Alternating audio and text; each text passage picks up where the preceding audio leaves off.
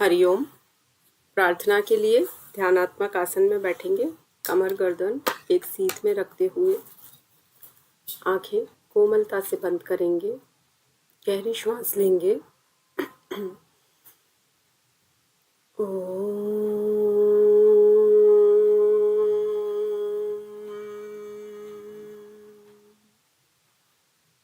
संगच्छध्वं संवदध्वं संवो मनांसि जानताम् देवभागं यथा पूर्वे संजानाना उपासते।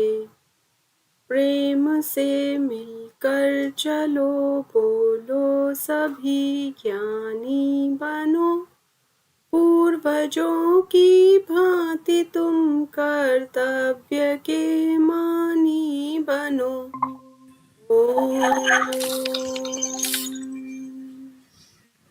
दोनों हथेलियों का घर्षण करते हुए अपने मुखमंडल को स्पर्श करेंगे। धीरे धीरे टिमटिमाते हुए, मुस्कुराते हुए नेत्र खोलेंगे। हरिओम। कल हमने षटकर्म पढ़ा, स्थूल व्यायाम, सूक्ष्म व्यायाम, सूर्य नमस्कार के बारे में जाना। आज हम योगासन के बारे में थोड़ी जो कुछ बातें कल रह गई थी उनको फिर से एक बार देख लेंगे। आसन का अर्थ हमने देखा था। योगासन का परिचय अस धातु से बना है। बैठना या स्थिर होना इसका अर्थ है। आप म्यूट कर लीजिए प्लीज। अब दो प्रकार इसके बताए गए हैं। दो अर्थ, प्रकार नहीं कहेंगे, दो अर्थों में। एक तो जिस स्थिति में बैठा जाता है वो स्थिति, पोजीशन, जो हमारी पद्मासन, सिद्धासन, सुखासन, ये सब। और जिस वस्तु पे बैठा जाता है, तो हमने जो भी आसन का चयन किया है, कुशासन, मृगचर्म, चर्म होगा यहाँ, चर्म नहीं है, उसको थोड़ा सा आप करेक्ट कर लेंगे। व्याघ्र चर्म भी होती है, बाघ की जो खाल होती है ना, वो भी कहा जाता है कि वो प्रयोग करनी चाहिए। अब ये कुछ भी ना मिले तो कंबल का आसन श्रेष्ठ है। महर्षि पतंजलि के अनुसार स्थिर सुख मासनम, जो स्थिर है, सुखदाई है, वही आसन है। ये हमने महर्षि पतंजलि के अनुसार देखी। फिर हमने विभाजन देखा। शरीर संवर्धनात्मक, संवर्धन मतलब ध्यान से इसके एग्जाम्पल्स देख लेना। अभी आपको एक छोटा सा टास्क मिलने वाला है, उसमें आपका एग्जाम हो जाएगा यहीं पे। क्या आपको समझ में आया कि संवर्धनात्मक कौन से आसन है, ध्यानात्मक कौन से आसन है और विश्रामात्मक कौन से आसन है? ये हमने सिद्धांत देखे थे। बहुत आसान है। ये जनरल बातें हैं जो हमें भी खुद करते समय भी ध्यान रखनी है और किसी को जब हम करवाएं तब भी ध्यान रखनी है। अब योगासन के लाभ हमने देखे थे। आप आगे भी आपके प्रैक्टिकल पार्ट में बहुत सारे आसन हैं, ध्यान है, व्यायाम है सारे। तो आपको इसमें शारीरिक लाभ, मानसिक लाभ और आध्यात्मिक लाभ, तीनों पे दृष्टि रखते हुए चलना है। अब ये आज आपका टास्क है। आपको हठ प्रदीपिका के अनुसार ये 15 आसन के नाम सामने दिए जा रहे हैं। आप इनको कैटेगरी करेंगे कि शरीर संवर्धनात्मक में कौन सा आ रहा है, कौन सा आ रहा है विश्रामात्मक में, और कौन सा आ रहा है ध्यानात्मक में। ठीक है, तो इसको आप क्विकली लिखना चाहेंगे या ओरल कर लेंगे, बताइए। अभी ओरल कर ले, बोलते जाएंगे। ऐसा करते हैं, 15 आसन है। अभी आप 3 कैंडिडेट्स हो, 5-5 आसन एक एक करके ले लो, बताते जाओ। ठीक है, चारू जी बोल पाएंगे आज या अभी नहीं बोलना है? नहीं बोलना है, ठीक है, कोई बात नहीं। सिम्मी जी आपसे प्रारंभ करें। सबसे पहले बताइए, स्वस्तिक आसन कौन सा आसन है, कौन सी कैटेगरी में? मैम तीनों आप बताए थे, विश्रामात्मक आसन और ध्यानात्मक और शरीर संवर्धनात्मक। ये तो मैम ध्यानात्मक है। Yes, good good. Gomukhasana? Gaumukhasana भी नहीं, वो विश्रामात्मक हुआ। नहीं नहीं, विश्राम थोड़ी मिलता है इसमें। इसमें तो स्ट्रेचिंग होती है ना। ओ हाँ हाँ गौमुखासन करोगे तो आप एक पाँव पे एक पाँव और इस तरह से, तो हाथ ऊपर ले गए, स्ट्रेच किया है, यस यस गॉट इट। तो गौमुखासन शरीर संवर्धनात्मक है। चलिए वीरासन। क्या मैम? वीरासन, चलिए करके नहीं देखा होगा आपने। अच्छा ये वाला क्या मैम? नहीं नहीं नहीं, ये थोड़ा सा आप कंफ्यूज हो। ये योगासन कहलाता है। रेनू जी आपको पता है वीरासन, बताएंगे? जी मैम, संवर्धात्मक आसन है। बिल्कुल, शरीर संवर्धनात्मक है, स्ट्रेचिंग होती है। कूर्मासन भी बता दीजिए साथ में ही। मैम वो भी शरीर संवर्धात्मक बिल्कुल आसन है। बिल्कुल बिल्कुल। अब मैं ऐसा कर रही हूँ, स्क्रॉल करती जा रही हूँ, इनमें से 15 में से आपको मुझे विश्रामात्मक आसन ढूंढ के बताना है। मैम शवासन। हाँ ठीक है, शवासन है। विश्रामात्मक कौन सा है? शवासन 11 नंबर पे दिख रहा है, 11 नंबर पे। हाँ जी। और कोई है? पश्चिमोत्तासन भी तो विश्रामात्मक ही हुआ ना मैम? नहीं, पश्चिमोत्तानासन करके देखिए, बहुत अच्छी स्ट्रेचिंग होगी, अपना पूरा हेड जाता है आगे। मत्स्येंद्रासन। नहीं, कौन सा? अच्छा, कौन सी कैटेगरी है मत्स्येंद्रासन? कैटेगरी तो नहीं पता अभी, हमारा वो पेंडिंग ही चल रहा है सारा। अच्छा, पेंडिंग हमने चल तो रहा है, आपने रिकॉर्डिंग नहीं देखी, तो चलिए मैम मैं नहीं एक देखी, वो बार दिखा नोट्स रही कर हूँ। रही। ओके हाँ ओके जी ओके, आप देखिए। 3 हाँ जी कैटेगरी है शरीर संवर्धनात्मक, ठीक है, एक बार हाँ आप जी म्यूट कर लीजिए। शरीर संवर्धनात्मक, संवर्धन क्या होता है? जिसमें प्रॉपर स्ट्रेचिंग एंड ट्विस्टिंग होती है, ठीक है। ये एग्जाम्पल है, उष्ट्रासन, अर्धमत्स्येंद्रासन, त्रिकोणासन, भुजंगासन, धनुरासन, इन सब में प्रॉपर स्ट्रेचिंग होगी आपकी बॉडी की। फिर ध्यानात्मक में आओगे, जहां कमर गर्दन एक सीध में रहती है ना, वो ध्यानात्मक है। अभी हम जिस पोजीशन में बैठे, एकदम स्ट्रेट बैठे, तो सिद्धासन, पद्मासन, स्वस्तिकासन, भद्रासन, सुखासन, ये सब ध्यानात्मक में आएंगे। विश्राम, जिसमें हमें गहरी डीप रिलैक्सेशन मिलता है। शवासन हुआ, बालासन चाइल्ड पोज जो लगाते हैं, मकरासन जो पेट के बल लेट के किया जाता है प्रोन पोज में। योग निद्रा, योग निद्रा बिल्कुल रिलैक्स होके जो नींद ली जाती है। नींद नहीं है, वो अलग कंसेप्ट है इसकी, आज ही देखते हैं, हम कवर कर लेंगे इसे, नहीं तो कल तो कंप्लीट कर ही लेंगे। तो योग निद्रा के बारे में आप बहुत अच्छी अच्छी चीजें जानेंगे। ये 3 कैटेगरी बताते हुए मैंने ये कहा था कि ये जो हठ प्रदीपिका के अनुसार 15 आसन है, इनको कैटेगराइज करना है। तो देखिए, जो 11 नंबर का शवासन है ना, वो विश्रामात्मक में आता है। अब यहीं से ही ले लीजिए, सिद्धासन, पद्मासन, भद्रासन और स्वस्तिकासन, ये 4 किस में आ रहे हैं? ध्यानात्मक। उसके अलावा जो बचे हुए हैं ना, वो सबके सब शरीर संवर्धनात्मक है, यानी बॉडी की उसमें प्रॉपर स्ट्रेचिंग होती है। अब ये है घेरंड संहिता में वर्णित 32 आसन। आपके सिलेबस में 2 किताबें है ना, हठयोग की 2 पुस्तकें प्रेस्क्राइब्ड है, घेरंड संहिता और हठयोग प्रदीपिका। तो हठ प्रदीपिका में 15 आसन पढ़े हैं अभी आपने, और घेरंड संहिता में 32 आसनास है। ये इनके नाम हैं, ये पूरे तो याद नहीं होंगे, तो 32 को छोड़ दीजिए, 15 तो हो सकते हैं, वो कोई बड़ी बात नहीं है। चारुल जी आप इंग्लिश में कीजिए, कोई इशू नहीं है, कर लेना, आप इनके लिस्ट निकाल लेना, नहीं तो मुझे कल एक पिंग कर देना, मैं इनका इंग्लिश वर्जन आपको भेज दूंगी, ठीक है। तो सभी लोग ये करेंगे 15 आसन, इसका चाहे स्क्रीनशॉट लीजिए, चाहे रिकॉर्डिंग में से लिखिए, ये धीरे धीरे करके याद कर लेना है। 2 दिन का टारगेट रखेंगे आप, हो जाएगा, आसान है, हमें भी हो गया था जब हमने किया था लेवल 2। चलिए अब आगे बढ़ेंगे। मैम क्या याद करना है? बस वही कैटेगरी में बांटकर। कैटेगरी में बांटना प्लस ये 15 आसन भी याद कर लीजिए, क्योंकि 4 अलग निकल रहे हैं ना, वो मुख्य है। आगे जितने भी हठयोग के ग्रंथ पढ़ोगे, आगे के कोई लेवल आप करते हो, आपकी नॉलेज के लिए अच्छा है। आप अगर आगे डिग्री ना भी लो, लेकिन नॉलेज तो हमें हमेशा लेते रहना है ना। तो हमें ये याद रखना है, सिद्ध, पद्म, सिंह, भद्र, तो ये इंपॉर्टेंट आसन माने जाते हैं। तो ध्यानात्मक की कैटेगरी अलग निकालना। आज का ये होमवर्क मान लो, 3 हेडिंग्स लगाना, बीच में लाइंस ड्रॉ करना। तो विश्रामात्मक में तो एक ही है इसमें से शवासन, उसमें 4 है और बाकी जो बचे वो उधर उस कैटेगरी में। तो इनको प्रॉपरली एक बार डिवाइड करके लिख लेना, कल लिखने से चीजें जल्दी लर्न होती है। ठीक है, अब आएंगे हम घेरण संहिता में वर्णित जो 32 आसन है, इनके नाम केवल एक नजर आप डाल लीजिए।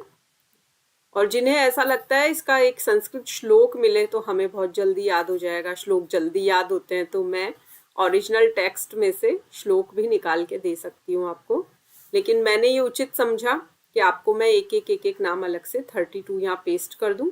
इनको अभी आप लर्न मत कीजिए, वो नेक्स्ट लेवल में बात आएगी। लेवल 2 में इतना डीप नहीं पूछेंगे, बस ये नंबर जरूर याद रखना है, 32 आसन है।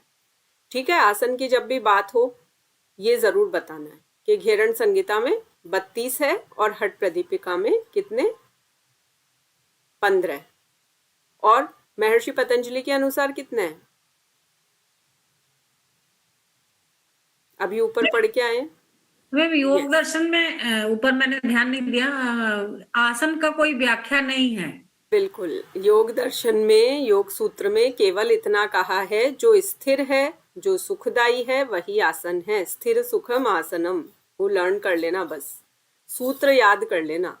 तो मॉक टेस्ट होगा ना, सॉरी वाइवा होगा ना, वहां आपको इस तरह से ट्रैप करने की कोशिश करेंगे। जैसे अभी मैंने पूछ लिया कि 2 आपने बहुत कॉन्फिडेंस से बोल दिया कि इसमें 15 इसमें 32 है, तो क्विकली एग्जामिनर इतने इत्मीनान से कॉन्फिडेंस से पूछेंगे हाँ फिर योग सूत्र के भी बता दीजिए, आपको तो बहुत कुछ पता है। तब एकदम से हम फिर सोचने लगते कितने हैं, मैंने तो पढ़े ही नहीं। तो आपको याद आ जाना चाहिए सूत्र नंबर भी, स्थिर सुखम आसनम बोलना है आपको वहां पे बस। ठीक है, ये सारे जो 32 हैं ये हुए घेरण संहिता के अनुसार। अब हम प्राणायाम की स्टडी करें। कल हमने काफी कुछ कवर किया था प्राणायाम में।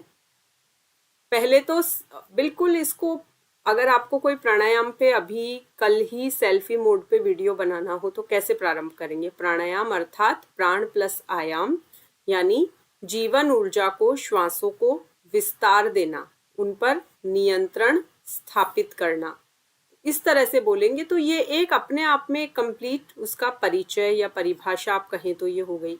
फिर आप क्या कहेंगे? प्राणायाम के 3 अंग है, पूरक, कुंभक, रेचक।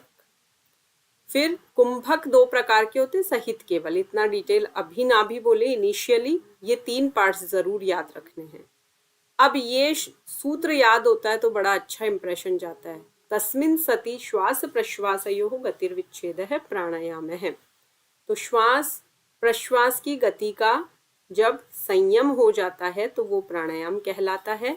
ये महर्षि पतंजलि के योग सूत्र के अनुसार है। ये दूसरा पाद है जिसका 49 सूत्र है। अब इसके बाद आगे बढ़ेंगे। बिल्कुल वही बातें हैं, मूल सिद्धांत क्या है आप सब जानते हैं। खाली पेट करना है, वातावरण शांत, ऐसा नहीं आसपास फुटवेयर जूते पड़े हैं, गंदगी का ढेर लगा है, बदबू आ रही है, मच्छर तंग कर रहे हैं, तो हम नहीं कर पाएंगे प्राणायाम। आप प्रैक्टिकली सोच के देखिए, आप कर सकते हैं ऐसी जगह पे, या आपके पास कोई 2 लोग सीखने आए तो आप उन्हें बिठा के करवा देंगे क्या? नहीं। वातावरण भी अच्छा होगा, आपका मन भी प्रसन्न, ऐसा नहीं अभी अभी किसी से बहस करके झगड़ा करके आए और प्राणायाम करने बैठे तो भी मन नहीं लगेगा। मन भी शांत होना चाहिए, तन भी एकदम सही स्थिति में, ये नहीं कोल्ड हो रहा है, स्नीज आ रही है मुझे तो मैं प्राणायाम नहीं कर पाऊंगी। तन भी स्वस्थ हो, मन शांत हो, आसपास का वातावरण अच्छा हो, शोर शराबा ना हो, जहाँ जबरदस्ती नहीं करनी है। कोई अस्थमा पेशेंट है, अस्थमैटिक है, तो उसको ज्यादा देर कुंभक नहीं करवाना है। अस्थमैटिक कोई भी आ जाए उसको कुंभक करवाना ही नहीं है, उसको बोलो केवल लो और छोड़ो, लो और छोड़ो, इतना ही करवाना है। और एक सजगता रखनी है, विचार आएंगे लेकिन विचारों को देखना है, बस अवेयरनेस रखनी है और धीरे धीरे गहराई से लेना छोड़ना। अब इसके लाभ आपने कल ये सब पढ़े थे, कुछ भी नया नहीं है। ये पढ़िए, ये शारीरिक प्रभाव पढ़िए क्या होता है। अब हम इसको बहुत ध्यान से देखने वाले हैं। देखिए, सबसे पहला प्रभाव लंग्स की कैपेसिटी पे आएगा। ठीक है, लंग्स, तो लंग्स का काम क्या है? ब्लड को प्यूरिफाई करना। फिर हार्ट क्या करता है? हृदय क्या करता है? सर्कुलेट करता है ना, पूरे शरीर में पहुंचाता है नीचे से ऊपर तक, हमारी बॉडी में जो ब्लड दौड़ता है, हार्ट उसको सप्लाई करता है। और जो यहाँ हिंदी शब्द है गुर्दे, आप किडनी याद रखेंगे, किडनी ही बोलते हैं हम जनरल वे में। तो किडनी क्या करती है? फिल्टर करती है।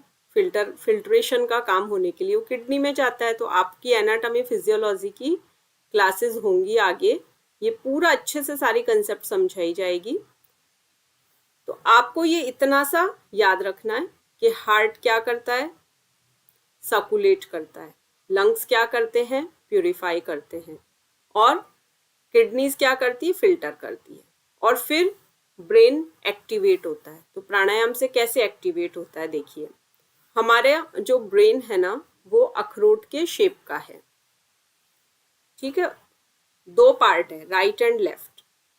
तो जो राइट पार्ट है ना, वो एक्शन वाला काम करता है, और जो लेफ्ट ब्रेन है वो शांति वाला काम करता है। आप में से किसी को हो सकता है पेंटिंग पसंद हो, किसी को पोइट्री लिखना पसंद है, किसी को गाने सुनना पसंद है, सबकी हॉबी अलग अलग है। तो बिल्कुल जो शांति वाले काम होते हैं ना, तो हम एकदम शांत मन स्थिति में करते हैं, भागते भागते नहीं करते। अपनी हॉबी को हम कब टाइम देते हैं? जब हम सब तरफ से रिलीज होके अलग बैठ जाएं तब, ठीक है। तो हमारा उस समय कौन सा ब्रेन का कौन सा पार्ट एक्टिवेट होगा? लेफ्ट वाला। अब मुझे कोई एक्शन लेना है, अभी मैं क्लास ले रही हूँ, तो मैं बहुत शांति से अगर पैसिव मोड में चली गई तो मुझे रिकॉर्डिंग ऑन करना याद नहीं रहेगा, मुझे स्क्रीन शेयर करना, मैं मेरी धुन में हूँ अगर तो, लेकिन मुझे यहाँ अभी अलर्ट रहना है कि यहाँ सब मुझसे सुन रहे हैं, रिकॉर्डिंग हो रही है, मैं पढ़ा रही हूँ। ये मेरी एक बहुत डिवाइन रिस्पॉन्सिबिलिटी है कि आप लोग अच्छी तरह समझे कंसेप्ट को। तो मुझे अपना राइट ब्रेन एक्टिवेट करके बैठना है, ताकि मैं अच्छे से बोल के आपको अच्छी तरह से समझा पाऊँ कंसेप्ट को। आप लोग अभी जितना शांत होके सुनेंगे, उतना अच्छी तरह से आप कंसेप्ट को समझ पाएंगे। तो हम जब शांति वाले काम करते हैं तो हमारा लेफ्ट ब्रेन एक्टिवेट होता है, और जब हम एक्शन वाला काम करते हैं तो राइट साइड। अब अनुलोम विलोम या नाड़ी शोधन या उसके बाद जब हम प्राणायाम की तरफ बढ़ते हैं तो वो क्या करता है? दोनों को बैलेंस करता है। कभी कभी ऐसा हुआ है कि बहुत गुस्सा किया, किसी से झगड़ा किया, और उसके बाद लगा कि काश चुप रह जाते, या कभी किसी ने आपको बहुत सुनाया सुन के आ गए, और उसके बाद लगा कि यार अब जवाब सूझ रहे हैं, उस वक्त बोलना था, मैं तो सही थी, मैं कहीं गलत थी नहीं, मैं कैसे सुन के आ गई। तो इसका मतलब प्राणायाम की कमी है। अगर ऐसी चीजें आपकी लाइफ में होती है तो आपको बैलेंस करने के लिए प्राणायाम की बहुत जरूरत है। अगर वो कर लोगे तो आप उसी समय वो काम करोगे। एक्शन लेना है कि आपके सबऑर्डिनेट कोई है और वो सही से काम नहीं कर रहे हैं आपके ऑफिस में, आपके घर में, तो आप उनको डांट भी सकते हो। और अगर आपके कोई सीनियर है जहां आपको चुप रह जाना चाहिए, उन्हें जवाब नहीं देना है, वहां आप फिर चुप भी रह जाओगे। आपको अपने आप पता लग जाएगा कि कहाँ मुझे किस तरह बिहेव करना है। तो ये प्राणायाम से संभव है। तो मस्तिष्क को जो बायां और दायां भाग है उसको ये बैलेंस करता है, ठीक है। और नाड़ी शोधन अनुलोम विलोम प्राणायाम नहीं है, ये बात अच्छी तरह से याद कर लेना। कपालभाति प्राणायाम नहीं है, ये अच्छी तरह से याद कर लेना। आजकल सोशल मीडिया की बाढ़ आई हुई है, जिसको देखो वो अपने शॉर्ट्स वीडियो पोस्ट कर करके गलत जानकारियां देके भ्रमित कर रहे हैं। इसलिए हमारी आदत पड़ गई, कपालभाति को तो हम प्राणायाम कह देते हैं। वो क्रिया है। आप जो षटकर्म पढ़ के आए हो अभी ऊपर, तो वो क्रिया है कपालभाति। और अनुलोम विलोम और नाड़ी शोधन प्राणायाम नहीं है, प्राणायाम की तैयारी है। जब हम ये अच्छी तरह करते हैं अनुलोम विलोम और नाड़ी शोधन, तो हमारे शरीर की 72,000 नाड़ियां शुद्ध होती है और हमारी बॉडी प्राणायाम के लिए तैयार होती है। फिर हम अपनी जरूरत के अनुसार वात पित्त कफ हमारा कैसा है वो निश्चित करके, उसको समझ के फिर हम आगे प्राणायाम करते हैं। लेकिन अपने आप में नाड़ी शोधन अनुलोम विलोम इतने शक्तिशाली हैं कि ध्यान से अगर उन्हें कर लिया जाए तो कुछ और करने की आवश्यकता ही नहीं रहेगी। प्राणायाम कौन सब है? क्या प्राणायाम कौन सब है? प्राणायाम अभी लिस्ट आ रही है, बिल्कुल अभी देखिए आप। हाँ जी विनू जी बोलिए। मैम जब हम अनुलोम विलोम करते हैं तो वो जो श्वास हम अंदर लेते हैं उसमें पेट बलून की तरफ फूलना चाहिए क्या? बिल्कुल फूलना चाहिए। कुंभक मैम शब्द इसीलिए तो आया है। मैम मैं जब भी नॉर्मली अगर बहुत ध्यान से पूरा ध्यान सांसों पे होता है तब तो ठीक है, अदरवाइज वो मतलब चेस्ट के थोड़ा सा जाती है, नेवल तक भी नहीं जाती और बाहर आ जा मतलब वापस हम उसे रेचक करने लगते हैं। तो सब चीज छोड़ के अगर इसमें ध्यान देती हूँ तो मेरी बाकी चीजें गड़बड़ हो जाती हैं। अगर बाकी चाय बन चीजें रही है और नहीं तो बाकी चीजें करनी नहीं है उस समय बैठ जाना है सब छोड़ के। नहीं मैम, अनुलोम विलोम नहीं, मतलब सिर्फ सांस पे अगर अच्छा श्वास हमें यूं ही लेना चाहिए पेट तक। तो जैसे मैं चाय बना रही हूँ और मुझे ध्यान है और मैं गलत सांस ले रही हूँ, सांस में ध्यान लगाया, चाय गिर गई नीचे, कभी कुछ हो गया। तो एक बार में मैम ऐसा हो ही नहीं रहा है कि मतलब चलते फिरते भी सही सांस सुनूं और बाकी जो रिमेनिंग काम है वो भी ओके होए। देखिए, किसी भी आदत को बनाने के लिए 21 डेज मिनिमम माने जाते हैं। अगर आपने पुरानी महिलाओं के बारे में अपनी दादी नानी को आप याद कीजिए, वो कोई भी साधना करती थी ना, कार्तिक स्नान करती थी 1 महीने का, एक समय भोजन करना है, कार्तिक स्नान, उसमें नियम ले लिया, सुबह 4 बजे उठ के ठंडे पानी से नहाना है, शाम को तारे को देख के भोजन करना है। ऐसे कई कई नियम मैंने देखे हैं दादी नानी को करते हुए। 1 महीने वो माघ मास चल रहा है अभी, तो मिट्टी का घड़ा छत पे रख दिया जाएगा, उसमें पानी भरा जाएगा और सुबह 4 बजे उठ के उस ठंडे पानी से नहाना है। ये क्यों होता था? ये होता था, कोई पांडित्य प्रदर्शन नहीं करना था उनको, वो तो ढंग से स्कूल भी नहीं गई होंगी, उनको ये नहीं दिखाना था हम बहुत लर्नेड है या हमें बहुत नॉलेज है। उनको अपने संकल्प को दृढ़ करना होता था। तो कोई भी संकल्प अगर दृढ़ करना है तो 21 दिन माने जाते हैं। तो आप लगभग 1 महीना 21 दिन मान के चलिए। फिर उसको और पक्का करना है, 3 महीने माने जाते हैं। उसको और पक्का करना है, 6 महीने माने जाते हैं। और अल्टीमेटली एक लाइफ टाइम हैबिट बनानी है 9 महीने। एक बेबी ग्रो करता है ना, तो वो 9 महीने गर्भ में रहता है ना, 9 महीने लगते हैं नया जीवन बनने में।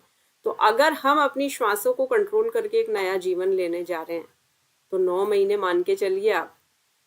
अब ये डिपेंड करता है, कोई बहुत जल्दी कर जाता है और कोई बहुत धीरे करता है, लेकिन अगर कॉन्शियस होके करें तो 9 महीने मान के चलिए। बाकी आप 21 दिन का संकल्प लीजिए। मैं तो आज से कह रही हूँ, आज लिख लीजिए अपनी डायरी में, रात को लिख के सोइए कि मैंने 21 दिन का ये संकल्प लिया है। फिर आप उसको 3 महीने पे लेके जाइए। किसी की गाड़ी देखिए थोड़ी स्लो चलती है, किसी की फास्ट चलती है। अब ये आप डिसाइड कीजिए आपको कौन से गियर में चलानी है।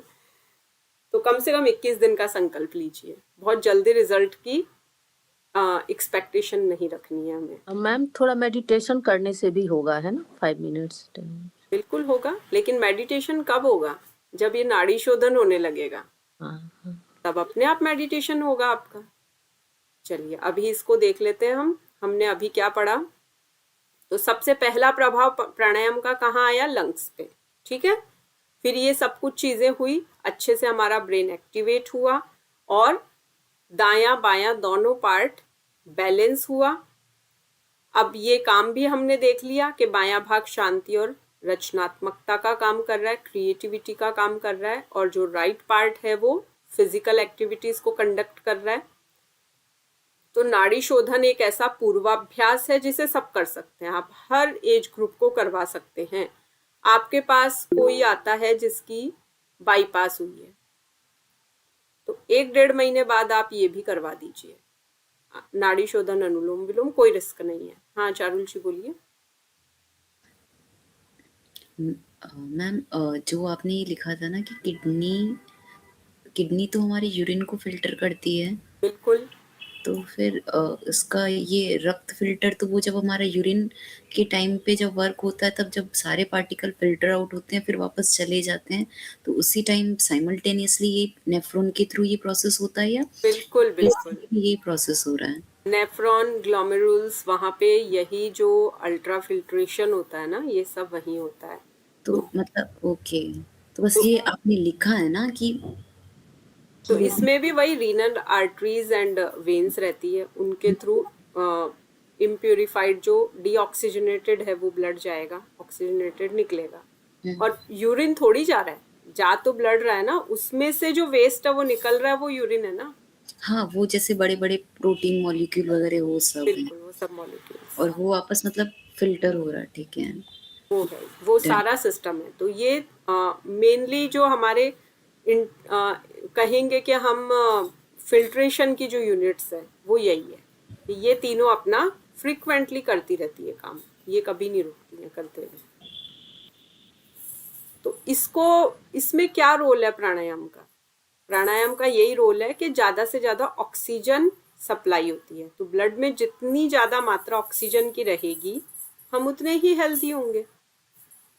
कहीं पे भी कोई किसी को माइग्रेन है तो क्या प्रॉब्लम है, वहां पे ऑक्सीजन प्रॉपर नहीं पहुंच रही है, तो जो वेन्स और आर्टरीज है वो सिकुड़ गई है। तो हम क्या करते हैं फिर, नस्य की सलाह देते हैं, नस्य करो।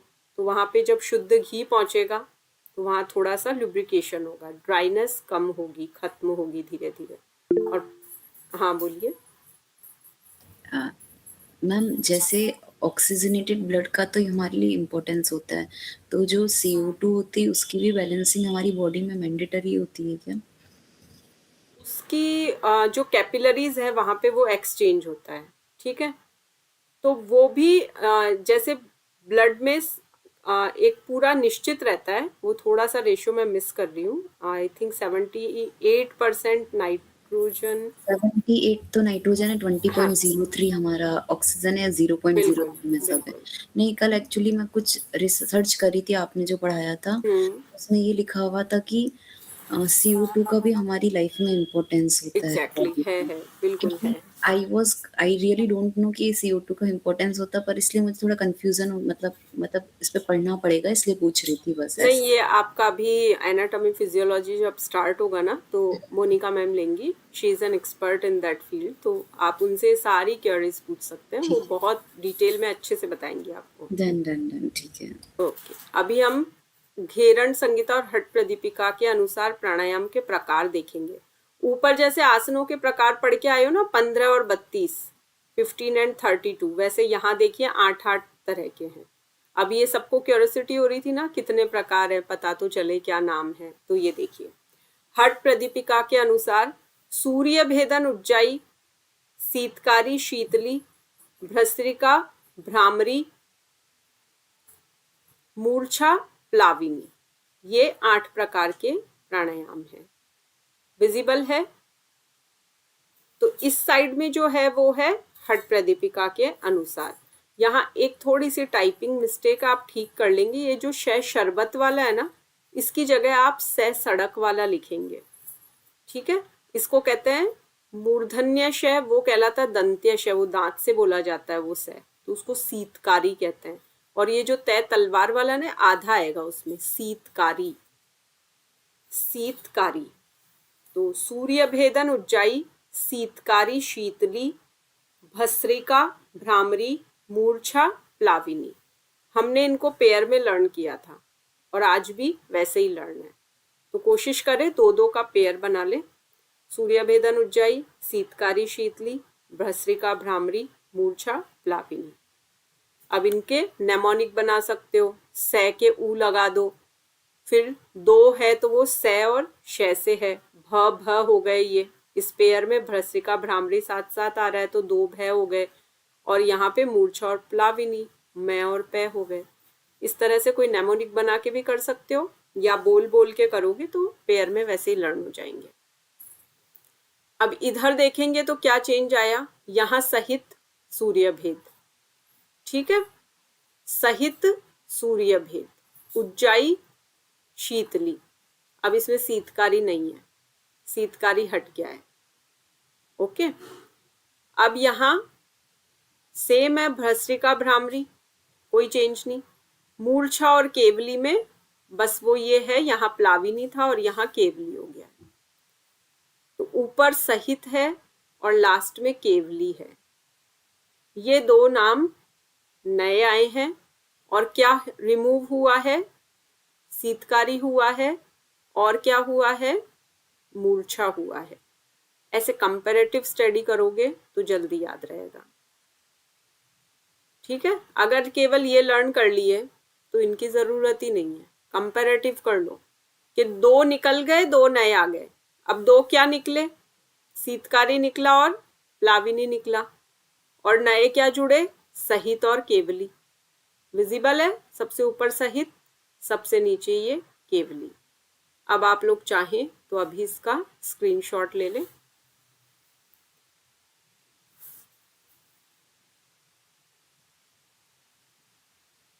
ऊपर नाम जरूर प्रॉपरली मेंशन कर देना, मिक्स ना हो जाए। ये हट प्रदीपिका के अनुसार है और ये घिरण संगीता के अनुसार है। नोट्स बनाएं तो बार बार अगर इतना बड़ा हट प्रदीपिका नहीं लिखना हो, है लिख के डॉट लगाएं, प्रे लिख दे, है प्रे, और घे इंग्लिश में GH लिख सकते हैं, HP लिख सकते हैं। नोट्स बनाते समय ये आप ट्रेंड फॉलो कर सकते हैं। ठीक है, आपके प्रैक्टिकल स्टडी में 4 प्राणायाम दिए हैं, इनमें से उनको वो नोट्स पूरे आपको मिलेंगे और उसका PDF दे देंगे आपको। आप उसका प्रिंट निकलवा लाना, फिर आराम से पढ़ना, तो आपको पता भी लग जाएगा। और प्रैक्टिस तो करवानी है इनकी, मैम खुद करवाएंगी इनकी प्रैक्टिस। अब आ जाइए योग सूत्र के अनुसार। तस्मिन् सति श्वास प्रश्वासयो गति विच्छेद प्राणायाम है। अब 4 प्रकार देख लीजिए। बाह्य, आभ्यंतर, स्तंभवृत्ति, विषयाक्षेपी। तो बाह्य क्या है? बाह्य शब्द मतलब बाहर, बाहर के सेंस में। तो जब रेचक किया जाता है ना, एक्सेल, तो वो बाह्य है। आभ्यंतर मतलब श्वास को अंदर रोक के रखना। स्तंभ वृत्ति क्या है? एक शब्द सुना होगा, हिप्नोटाइज करना, हिप्नोटाइज कर लेते हैं, तो उसको हिंदी में क्या कहते हैं? स्तंभन, स्तंभित। तो स्तंभ वृत्ति क्या? रोक के रखना। मैंने शब्द का अर्थ इसलिए बताया हिप्नोटाइज, यहाँ पे वो अर्थ नहीं लेना है, मैंने केवल याद रखने की ट्रिक बताई है कि कुंभक मतलब रोक के रखा, रिटेंशन। तो स्तंभित कर दिया मतलब श्वास को एक तरह से अपने अंदर रख लिया, कुंभक कर लिया। और विषयाक्षेपी क्या है? ध्यानावस्था में स्वतः श्वास स्थिर होना। अब इससे ये समझ नहीं आया होगा। बाकी 3 तो आ गए ऊपर वाले, बाह्य, आभ्यंतर और स्तंभ वृत्ति का मीनिंग तो आ गया भाई। बाह्य यानी बाहर, एक्सेल करते हैं तो बाहर छोड़ देते हैं ना श्वास को, तो बाहर छोड़ के रखिए तो वो बाह्य। आभ्यंतर मतलब इनसाइड, अंदर, तो पूरक करते हैं जब श्वास अंदर लेते हैं, अंदर रोक के रखते हैं होल्ड करके।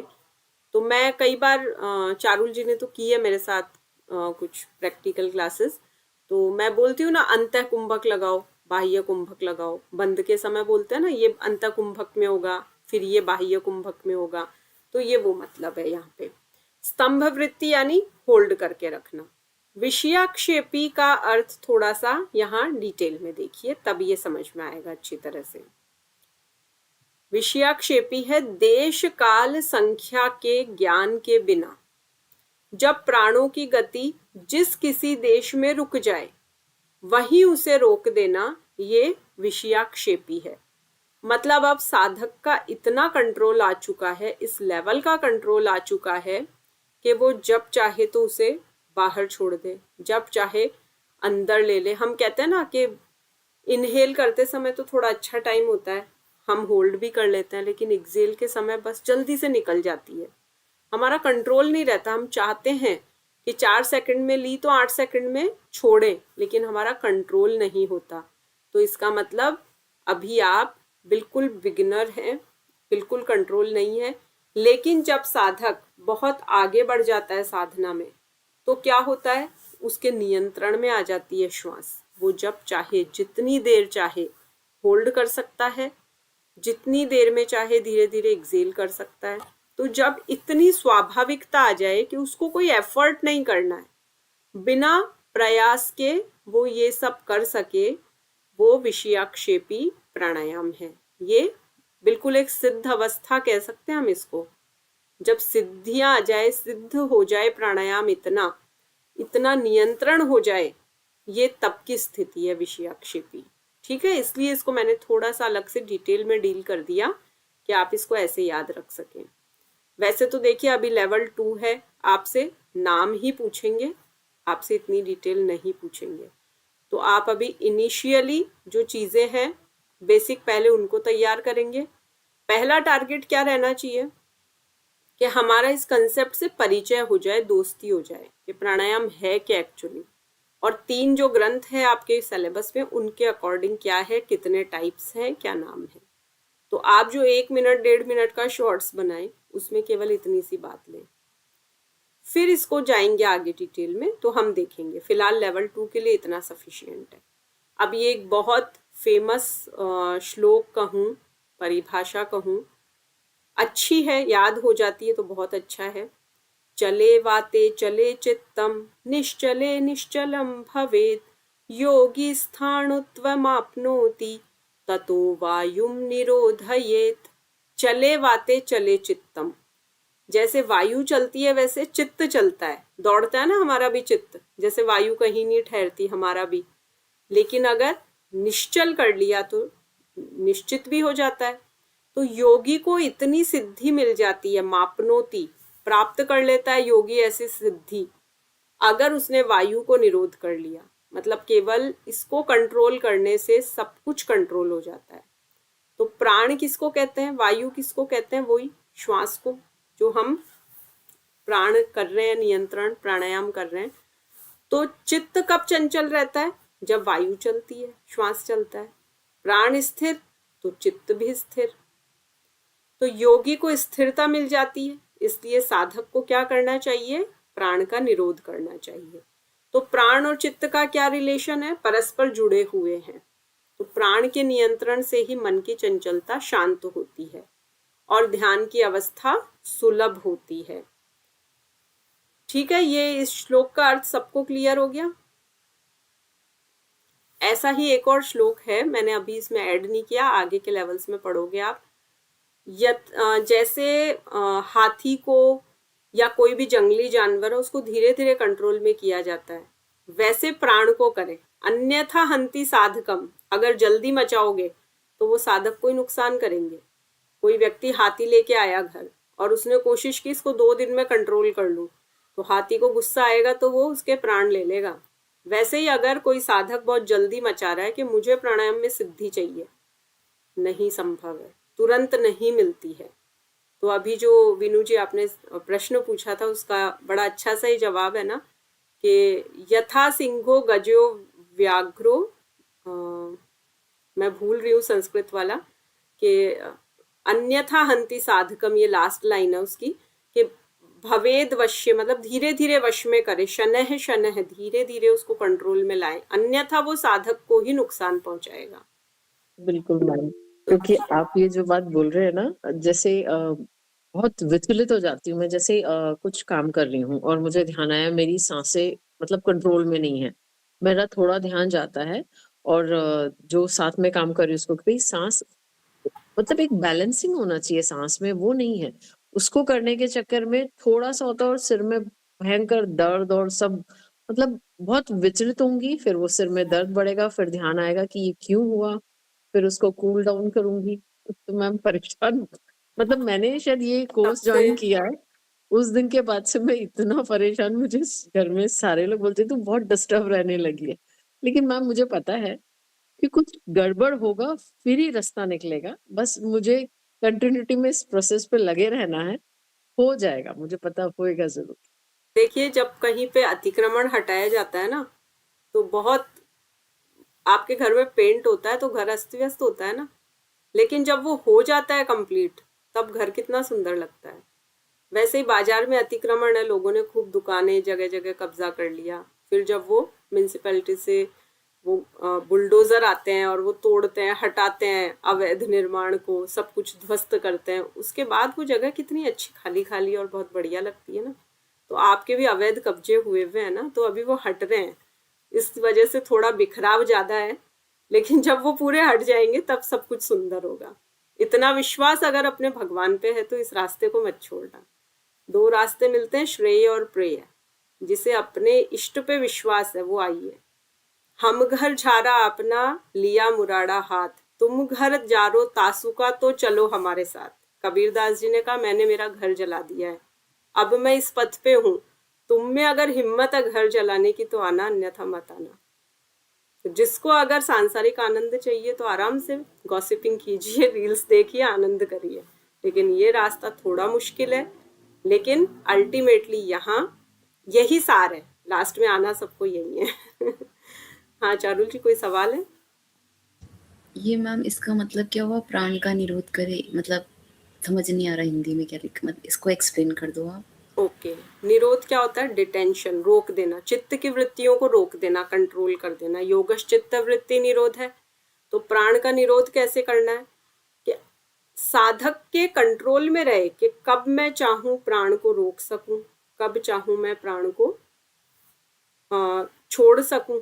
अभी वो जो ऊपर विषयाक्षेपिका भी देखा था ना, इतना सहज हो जाए कि साधक के हाथ में है कि मैंने जितनी देर चाहा होल्ड किया, जितनी देर चाहा मैंने उसको बाहर छोड़ के रख दिया।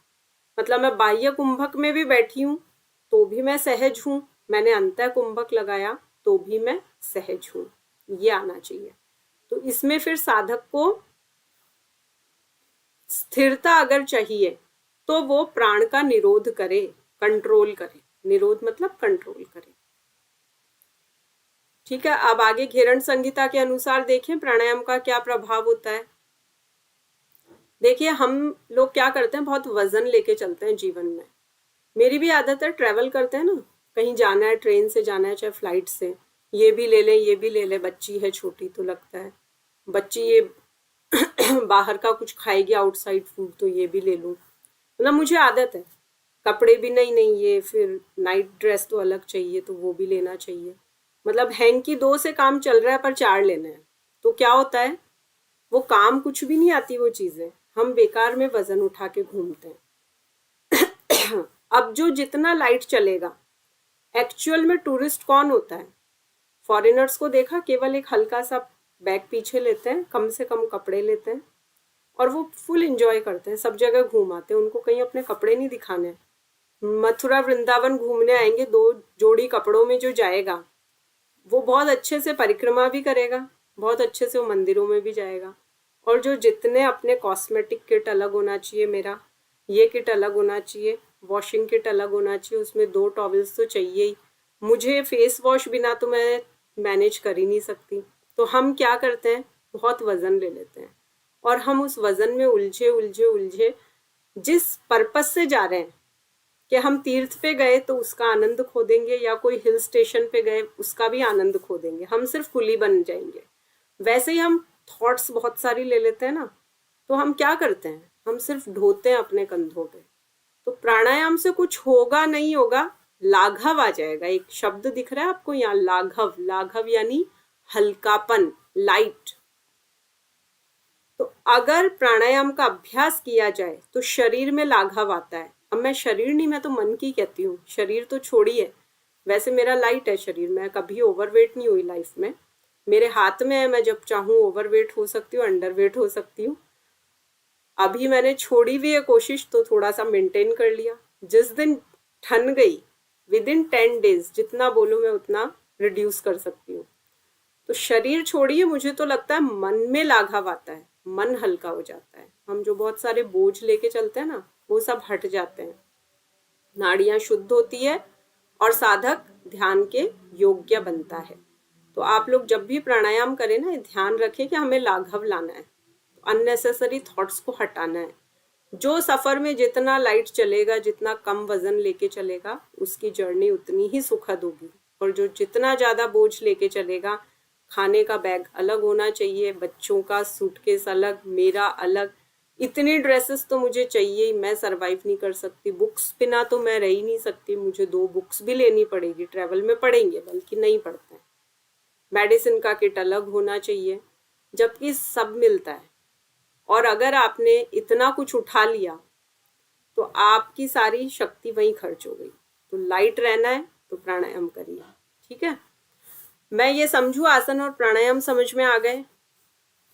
इनके धीरे धीरे नोट्स भी बनेंगे और 1-1 मिनट के शॉर्ट्स सबके आ रहे हैं, काफी अच्छा लग रहा है, सब पढ़ रहे हैं। ऐसे ही पढ़ना है, हाउस द जोश, और एंड तक मेंटेन रखना है, लास्ट डे तक, और हमेशा रखना है। चलिए, अब हम त्रिबंध के बारे में और उनके हेल्थ बेनिफिट के बारे में पढ़ेंगे। त्रिबंध क्या होता है? बंध लगाना, रिटेंशन, लॉक लगाना। अब ये कहाँ कहाँ लगता है बॉडी में? किस किस को पता है पहले से थोड़ा बहुत बंध के बारे में? चारुल जी को पता है और रेनू जी को भी पता है। आपको नहीं पता? चलिए आज जानिए आप, कोई बात नहीं। योग साधना में बंधों का विशेष स्थान है। तो बंध के अभ्यास से शरीर का जो एनर्जी फ्लो है वो बैलेंस होता है और प्राणों पे कंट्रोल स्थापित होता है, नियंत्रण स्थापित होता है। तो बंध का अभ्यास कैसे किया जाता है? मुद्रा, आसन और प्राणायाम के साथ में किया जाता है। ठीक है, तो योग ग्रंथों में कितने बंध हैं? मुख्यतः 3 बंध का वर्णन है और जब तीनों को साथ करते हैं तो महाबंध कहलाता है। और 3 की बात करें तो त्रिबंध, त्रि यानी 3, 3 ट्रिपल, 3 बंध है। अब सबसे पहले देखेंगे मूल बंध। अब आप ये बताइए, मैंने जो एक इमेज भेजी थी जिसमें चक्रास की फोटो थी, वो सबको क्लियर है और चक्र की जगह भी पता लग गई। अपनी बॉडी में आप आभास कर सकते हो कहाँ है। हमारा जो वेजाइनल एरिया है और जो एनस पार्ट है, उन दोनों के बीच की जो जगह है थोड़ी सी ऊपर, वो कंद कहलाती है और वहां पे है मूलाधार। और हमारी जो कुंडलिनी शक्ति है वो वहां पे सोई हुई है। फिर नेवल और मूलाधार के बीच में है कौन सा चक्र? स्वाधिष्ठान चक्र। ठीक है, वहां एक्सक्रेटरी सिस्टम है, वहां वाटर एलिमेंट ज्यादा है। वहां पे क्या होता है? प्यूरिफिकेशन होता है। पीछे हमारी जो किडनीज है ना, वो प्यूरिफाई करती है ब्लड को और जो वेस्ट है वो निकल के यूरिन के रूप में नीचे आई जाता है। और महिलाओं में जो मेंसेस में जो हमारा रज होता है और पुरुष में जो स्पर्म होता है वो भी लिक्विड फॉर्म में ही होता है, इसलिए उसको जल तत्व माना गया है। तो ऐसे तत्व भी याद रखेंगे। सबसे नीचे पृथ्वी है, मूलाधार, उससे ऊपर स्वाधिष्ठान है, जल तत्व, फिर उससे ऊपर मणिपुर है, सूर्य वाली जगह। ठीक है, मणिपुर चक्र अग्नि है उसका। अब आप देखेंगे कि मूलबंध कहाँ लगता है? सबसे नीचे जो हमारी एनस पार्ट की मसल्स है ना, उनको हम इस तरह से कॉन्ट्रैक्ट करके ऊपर ऐसे खींच के ऊपर की तरफ जब ले आते हैं ना, लॉक लगा देते हैं। जितने सेकंड होल्ड कर सके करते हैं और फिर उसको धीरे धीरे धीरे लॉक को खोल देते हैं। तो वो हमारा कहलाता है मूल बंध, मूल स्थान को बांधना। अभी किनको करवाना है? मैम, हाँ बोलिए। उद्यान बंद उसको ही बोलते हैं। उड्डयन बंद टमी वाला होता है, यानी जो नेवल के यहाँ की जो मसल्स है ना, उनको ऊपर उठा के लॉक करते हैं, वो उड्डयन बंद है। अभी आप नीचे से पढ़ना शुरू कर रहे हैं, तीनों पढ़ेंगे। सबसे पहले नीचे वाला पढ़ेंगे, फिर बीच वाला और फिर ये जालंधर बंद पढ़ेंगे। ठीक है, तो मूल बंध का अर्थ देखा आपने। मूल का अर्थ क्या है? आधार, बेस। बंध का अर्थ क्या है? बांधना, कॉन्ट्रैक्शन। अब इस यौगिक क्रिया में क्या होता है? जो हमारा एनल रीजन है, गुदा प्रदेश है नीचे, उसकी जो मसल्स है उनको कॉन्ट्रैक्ट किया जाता है। योग साधना की आधारशिला है भाई। जिसका मूल ही ठीक नहीं है वो आगे क्या करेगा? तो मूल को ठीक करना बहुत जरूरी है। अब इसमें आप कैसे रिलेट करेंगे? गट टू ब्रेन रिलेशन। जिस व्यक्ति का पेट साफ है उसका ब्रेन सही है।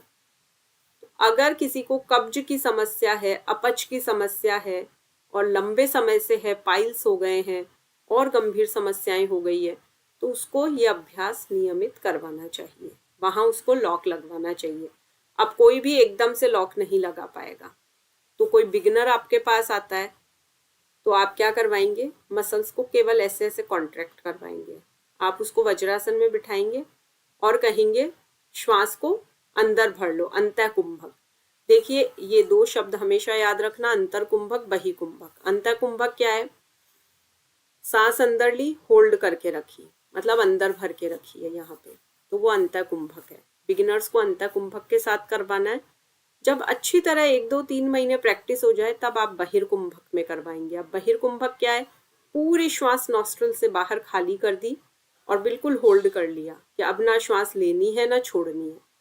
अब आप लोग भी बिगिनर है अभी, तो आप कहेंगे कि हम जब अभ्यास करें तो श्वास आ जाती है, चल जाती है, पता ही नहीं, कंट्रोल ही नहीं है। तो आप ये बनाएंगे प्रणव मुद्रा। फर्स्ट 2 फिंगर्स को यहाँ लगाया आपका जो ये थंब है और ये 2 फिंगर्स है, इनसे आपने ब्लॉक कर लिया नॉस्ट्रिल को। अब तो नहीं आएगी जाएगी। अंतःकुंभक लगाया यानी अंदर श्वास भर ली, पैक कर लो। अब कहाँ से निकलेगी? बहिर्कुंभक लगाया, पूरी बाहर खाली कर दी, ये ब्लॉक कर लिया। अब कहाँ से लोगे? तो ये तरीका है। अगर नहीं होता है कंट्रोल तो अभी ऐसे करो, थोड़ी जबरदस्ती करो। तो आपको ये ज्यादा बेटर है आप वज्रासन में करें। नहीं लगता है सुखासन में बैठ जाइए। भूमि पे नहीं बैठ सकते, बेड पे बैठ जाइए, कोई इशू नहीं है। अब इसके द्वारा बेसिकली क्या होता है, हमारी जो अपान वायु है, अपान वायु किसे कहते हैं? जो हमारी बाहर फेंकने का काम करती है। यूरिन, स्टूल, मेंसेस, सीमन, ये जो भी वेजाइना के थ्रू या हमारे एनस पार्ट के थ्रू निकलती है जो चीजें बाहर, उनको कंट्रोल करने का काम कौन करता है? अपान वायु करती है। तो अगर किसी को ऐसी कोई समस्या है मेंसेस से रिलेटेड, मेंसेस रेगुलर नहीं है, एक्सेस फ्लो है या फ्लो नहीं है, किसी को डाइजेशन से रिलेटेड इश्यूज हैं, उस वजह से कुछ और समस्याएं होती जा रही है, तो हम क्या कहेंगे? इस व्यक्ति की अपान वायु बिगड़ गई है, क्रूर हो गई है। तो अपान वायु को ठीक करना है। तो अपान वायु को ठीक करने के लिए मूल बंध का अभ्यास करवाएंगे। अब कोई कहे मूल बंध नहीं लगता है तो आप उसको अश्विनी मुद्रा करवाएंगे। ठीक है, अश्विनी मुद्रा क्या होती है? आप किसी भी गाय को, घोड़े को, किसी चौपाई को जिसके 4 पांव हैं, उसको जब आप देखेंगे वो स्टूल पास करता है, गाय जब गोबर करती है, तो उसकी जो वहां की मसल्स है उनको वो ऐसे ऐसे ऐसे कुछ सेकंड तक कॉन्ट्रैक्ट करती रहती है। एक नेचर का प्रोसेस है ये, बस ऐसे ऐसे ऐसे कॉन्ट्रैक्ट होती है वो, उससे उसकी वो हेल्थ बनी रहती है। कभी गायों को देखा कि उनको कभी कब्ज हो गई या वहां उनको पाइल्स निकल आए? ये इंसानों में क्यों होता है? क्योंकि हमारी तो डाइट ठीक नहीं होती, दूसरा हम विचार सही नहीं रखते हैं, इसलिए समस्याएं होती है। लेकिन अब समस्या हो गई है तो ठीक करने का उपाय भी है। तो आप उसको क्या करवाएंगे? अश्विनी मुद्रा। अश्विनी मुद्रा क्या है? एनस पार्ट की मसल्स को in out, in out, in out. वैसे ही किसी को मेंसेस रिलेटेड इशू है तो आप क्या करवाएंगे? वज्रौली मुद्रा। अश्विनी और वज्रौली, ये 2 शब्द लिख लीजिए, कल मैं इसमें भी इंक्लूड कर दूंगी उनको। अश्विनी, वज्रौली, वज्रौली, वज्रौली, अश्विनी, 2 मुद्राएं हैं। ये बिगिनर्स को करवानी है, डायरेक्ट लॉक नहीं लगेगा। तो ये प्रिपरेटरी करवाएंगे आप। अब इससे प्राण अपान का संतुलन होगा, जो अपान वायु बिगड़ गई है वो ठीक होगी, ऊर्जा जागृत होगी और शरीर आगे की साधना के लिए तैयार होगा। तो ये बंध किससे संबंधित है? मूलाधार चक्र से संबंधित है, सबसे नीचे रूट हमारा जो चक्रा है उससे। अब अभ्यास विधि देखिए। सुखासन, पद्मासन में ध्यान मुद्रा में बैठे, किसी में भी बैठ सकते हैं, बट मैं हमेशा वज्रासन रिकमेंड करती हूँ। हथेलियों को कहाँ रखना है? घुटने पे, इस तरह से करके रखते हैं, द्रोण मुद्रा कहलाती है। घुटनों को कवर कर लेंगे ऐसे। फिर नेत्र बंद करेंगे। ये सब चीजें आंखें बंद करके की जाती है। पूरे शरीर को एकदम रिलैक्स कर देंगे, तनाव खिंचाव नहीं रखना है। फिर श्वास भरते हुए अंतः कुंभक लगाएंगे। अंतरंग कुंभक कहें, इंटरनल ब्रीथ रिटेंशन कहें या अंतर कुंभक कहें, अंदर भर के रखेंगे। अब मैंने एक टेक्निक बताई, पैक कर लेंगे, तो फिर श्वास कैसे निकलेगी। अब जो गुदा प्रदेश की मसल्स है, हमारी एनस पार्ट की मसल्स है, उनको ऐसे ऊपर की ओर खींच के लॉक लगा देना है। अपवर्ड कॉन्ट्रैक्शन, ऊपर की ओर खींचना। अब मन को मूलाधार चक्र पे केंद्रित करेंगे। जितनी देर आपने ब्रीथ होल्ड करके रख सकते हो, धीरे धीरे कैपेसिटी, इसीलिए तो ये चीजें प्राणायाम के बाद करवाई जाती है। प्राणायाम करके आप में इतनी कैपेसिटी आए कि एटलीस्ट 15 सेकंड्स आप ब्रीथ होल्ड करके रख सकें, नहीं तो 2-3 सेकंड में क्या फायदा होगा। फिर कुछ क्षण रोक के रखें, फिर लगे कि अब मुझसे ब्रीथ होल्ड नहीं हो रही है, मुझे एक्सेल करना है, तो आप रिलीज करेंगे हाथ को, श्वास बाहर छोड़ेंगे, बंद को ढीला छोड़ देंगे। अब मूल बंद के लाभ देखिए। यौन रोग, जो भी कोई जेनेटिक ऑर्गन से रिलेटेड जो समस्याएं होती है वो दूर होती है। ब्रह्मचर्य पालन में सहायक होता है ये, कंट्रोल हो जाता है अपनी मानसिक भावनाओं पे, इच्छाओं पे। मूत्र व जनन तंत्र को सुदृढ़ करता है, यानी जो रिप्रोडक्टिव सिस्टम है और एक्सक्रीटरी सिस्टम है उसको ये हेल्दी बनाता है। पाइल्स में बहुत लाभकारी है, किसी को भी अगर ऐसी कोई कब्ज की, कॉन्स्टिपेशन की, एम्बाइसिस की, पाइल्स की समस्या है तो वो ठीक होगी। प्राण शक्ति जागृत होती है और मानसिक एकाग्रता, और सबसे बड़ा इसका फायदा है ये अभय देता है। जिसे भी डर लगता हो ना, अब क्या होगा, ऐसा तो नहीं हो जाएगा, कहीं ऐसा हुआ तो ऐसा तो नहीं होगा, हस्बैंड नहीं आए तो चिंता हो रही है, क्या बात है, रोज तो इस समय आ जाते हैं, आज आधा घंटा ज्यादा कैसे हो गया, तो मन नेगेटिव थॉट पे ही जाएगा, कहीं कुछ गलत तो नहीं हो जाए। तो जिन्हें भी इन नेगेटिव थॉट से मुक्ति चाहिए, जिन्हें भी अभय चाहिए कि भय ना लगे मुझे, मैं निर्भय हो जाऊं, उसे ये अभ्यास जरूर करवाइए। बच्चे अगर घर में डरते हैं अंधेरे में जाने से, किसी जानवर से, अपने टीचर्स से, तो बच्चों को भी अभ्यास करवाइए। अब सावधानियां क्या रखनी है, देखिए बात आ गई अश्विनी मुद्रा वाली। मूल बंध के अभ्यास से पहले क्या करवाएंगे, बिगिनर्स को अश्विनी मुद्रा का अभ्यास करवाएंगे। अंतरंग कुंभक में ही करें, यानी पहले ब्रीथ अंदर होल्ड करके करें, फिर बाह्य कुंभक के साथ कर सकते हैं प्रैक्टिस अच्छी होने के बाद। ये तो नेचुरल सी बातें हैं, एम्प्टी स्टमक ही करेंगे, खा पी के ऐसी चीजें नहीं की जाती है, और गुरु के निर्देश में ही अभ्यास करें।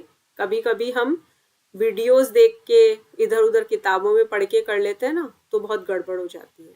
ये चीजें हमेशा गुरु के निर्देशन में ही करें।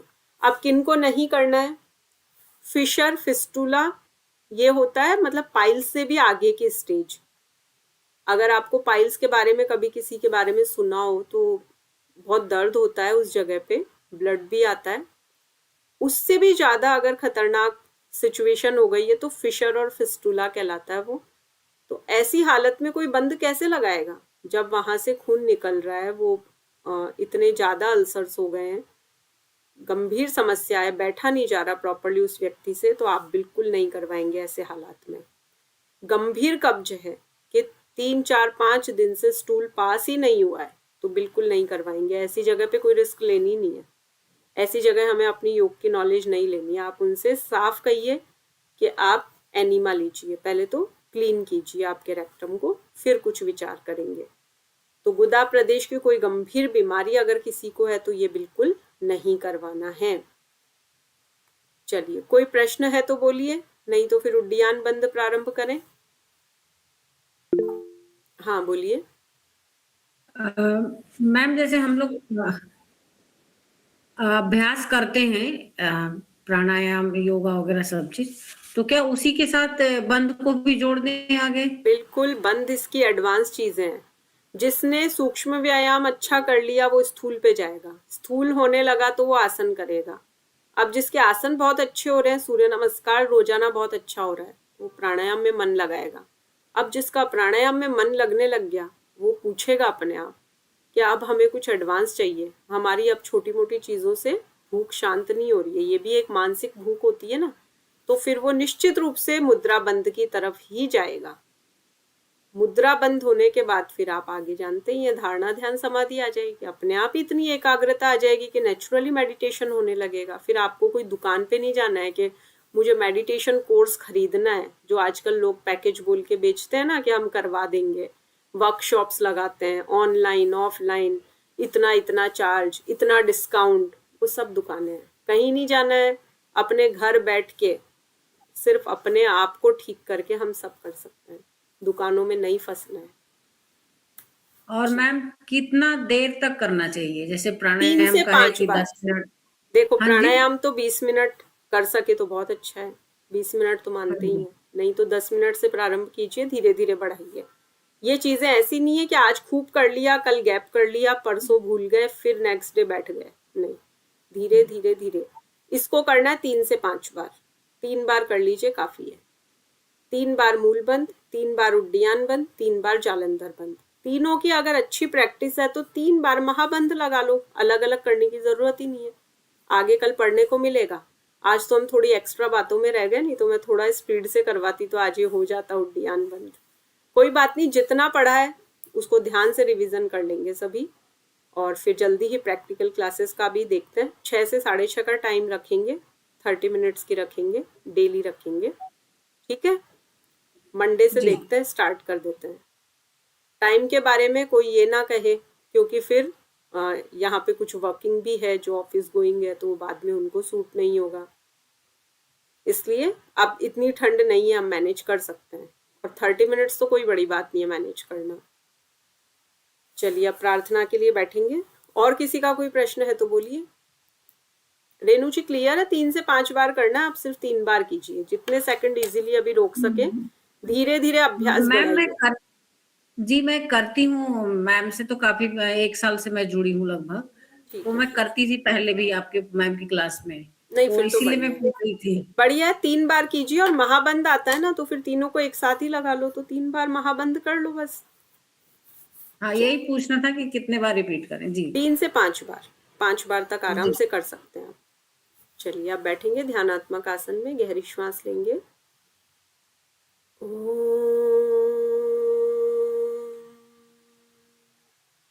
शांति शांति शांति।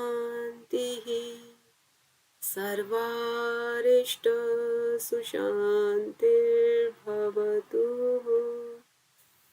Rub your palms, touch your eyes, then gently open your eyes with a beautiful smile on face. Have a very nice time. Hari Om. Let's meet tomorrow.